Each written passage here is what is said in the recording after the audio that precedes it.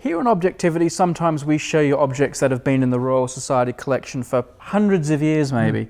But today we want to talk to you about objects that have just come into the collection, brand new this week. Yep.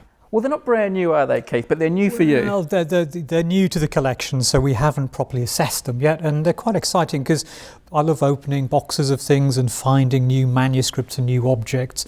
That's part of the fun of the job. So here we have a good collection of things to look at. You've bought these ones, haven't you? That's right, yes. We don't buy very many manuscripts because we've got quite a limited budget, but on the other hand, if we see something that we think is useful, important, associated with a fellow, something maybe that helps with a current project, we think if it's not too much money, we will go out and buy it. So here we have a set of astronomical papers, meteorological papers, and they're associated with one fellow, James Glashier. He took a very famous balloon flight, which took him up to the stratosphere. It was the highest balloon flight of its day. He promptly, as he was observing his instruments, lost consciousness. And happily, the pilot of the balloon managed to save the day by climbing up into the shrouds, releasing the gas from the balloon, and promptly falling into the basket, overcome, but they gradually sank back to a healthy height. They certainly went over 37,000 feet, probably higher than that. Nobody really knows how high they went, but it was a record for a good long time. He worked at Observatory, so he worked under George Biddell Airy, who was first at the Cambridge Observatory and at the Royal Observatory in Greenwich. So he was an assistant, and he gradually became a superintendent of meteorology. Glashier decided that he would write for a periodical of the day called the Illustrated London News. It had an almanac which gave events for the year, as almanacs do. So he did the scientific content for that almanac. And these volumes are the annual volumes of the manuscript material that went to form the almanac.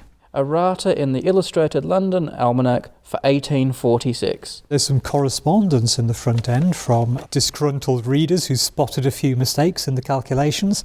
I have been much annoyed. I get emails like that all the time. This looks like it's symbols for planets down here. That's a nice one. So this is an eclipse of the moon, which is going to happen March 31st, 1847. I love the parrot doodle on there. So you've got his Mr. Glashier Royal Observatory. Somebody's taken the trouble to doodle looks like the head of a parrot. Sort of a 1800s emoji. Here's a pencil drawing map, and here this is presumably the track of the eclipse. So if you're on these lines, you'll be able to see it. Very typical of what we still see today when people draw eclipse tracks across maps. So these would be the proofs that were sent to him by the journal for him to check and make sure everything was in order. And you can see a complete proof sheet there, which will unfurl. So this is what you would get from the printer, and you would go down and you can see Glashier's put his corrections in there. So this is exactly how a 19th century book or journal would be produced.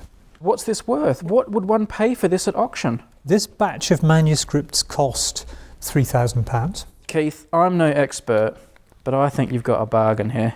I thought so, yeah. It was one of the first things we do when new things come into the collection. So we accession them, so we give them an individual number, but we also have a look at the state of them. And you can see the bindings here are completely shot to pieces. So they'll be cleaned, repaired, rebound, and hopefully in a couple of months' time, they'll be ready to use. So there we go. There's some manuscripts, and these are manuscripts you've paid for. Yeah. But next we're going to look at something a bit different and something you haven't paid for, but this is another important way that things come into the Royal Society's collection. Yeah. What are you going to show us now? I'm going to show you a portrait. And funnily enough, it's right here. Indeed. Let's have a look.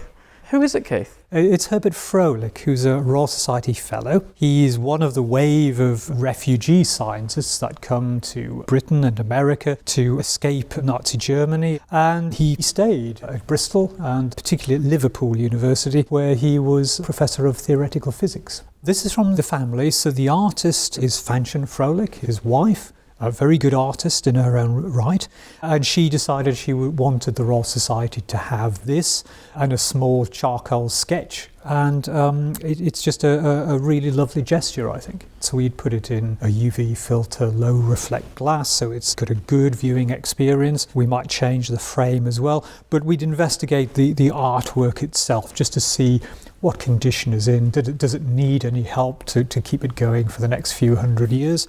And once that conservation work is all done, it will go up on what the Royal Society's walls in pride of place. I think it's a really, really good piece of art. I'm no expert, but I'm really impressed by it. I like it. It's freely painted, it's terrific, and it's nice to get that kind of thing on the walls simply because it's slightly different from those formal, very dark portraits of 17th and 18th century figures. So again, the family has done us a real favour here.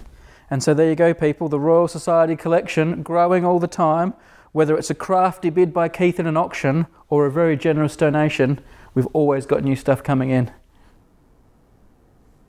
So this is given to the Royal Society in memory of one of the Society's officers, Alfred Charles Glyn Egerton, who died in 1959. He was a secretary of the Royal Society and a Rumford medalist. So let's just open the face of the clock and the whole pillar comes away.